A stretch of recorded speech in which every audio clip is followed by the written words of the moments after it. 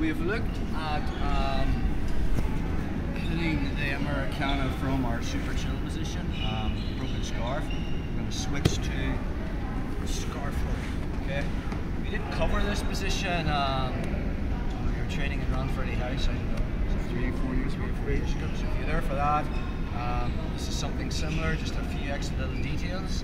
So from our position, when we have head and arm, let's just go over basics of the pin.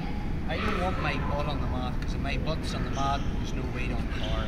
So all I'm going to do is I want my lat over car. I'm going to bring my right knee towards my right hand, grab my hamstring, and pull his arm in. And now I'm just receding my weight back, trying to find that sweet spot on his diaphragm. Sometimes you can get a diaphragm choke from here just with pressure. Hard to see this visually, but the only part of my body on the mat now is my feet. Okay? So we're going to try and attack this Americana. Okay? So again, there'll be a lot of the times I'll be pulling this up in. Maybe I manage to push it down. Just the basic Americana from here is pushing his right hand towards the mat. I'm going to bring my right leg over the top and put his wrist behind the back of my knee. Then I make the triangle. To finish from here, I just get hand to hand. From there, I lift on the head as I lift my hips forward. Think about it, when his arm isn't in, it's this. But unless you're doing it on a contortionist, you won't have to go that far. In fact, Charles just has to say it, and I'm tapping from there. So once we have this position, head up, and then you just engage your hips. The problem is when you get to here, especially against a strong guy, it becomes a bicep battle. Right? He's fighting not to let his wrist go down. So here's another strategy you can be thinking about. Rather than pushing his wrist down, my left hand is going to go at the back of my right knee from here. And I'm clamping and I'm bringing my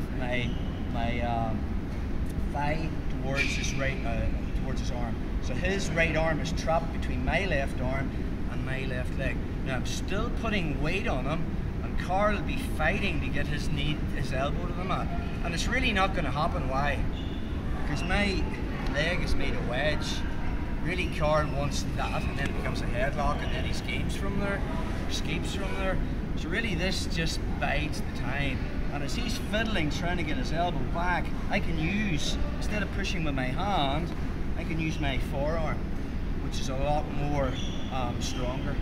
That gives me a lot more leverage. And then from there, I'm just wedging that down.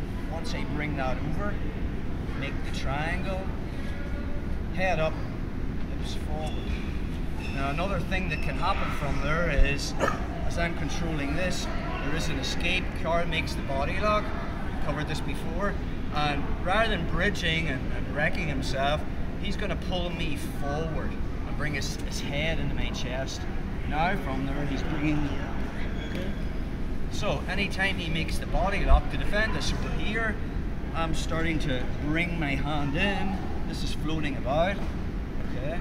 And maybe I'm trying to get the Americana. Carl's aware of it and he makes the body lock. Doesn't matter, I still have it. I come underneath, hand to hand, and then I just, it's still an Americana, does that make sense? Instead of doing it that way, because an Americana is a shoulder lock. Okay. So again, from our position, so the first one is, if you haven't done scarf hold before, okay, make the grip. So my right thigh comes towards Carl's head to make a pillow. Right hand grabs my hamstring. Left sucks the elbow in. Think about the only part of my body on the mat is my feet. And I'm just kind of sagging down to here, just to get the reaction. Okay. Again, they'll be trying to get their elbow to the mat. So yes, we can push down, but if you're up against the bigger, stronger guy, sometimes a better strategy is not fighting that. Just put your hand behind the back of your knee and make that a little wedge and just see what's going to happen. A lot of the time, as he tries to bring his elbow down, I can use my elbow, push and feed it to my right leg. Okay?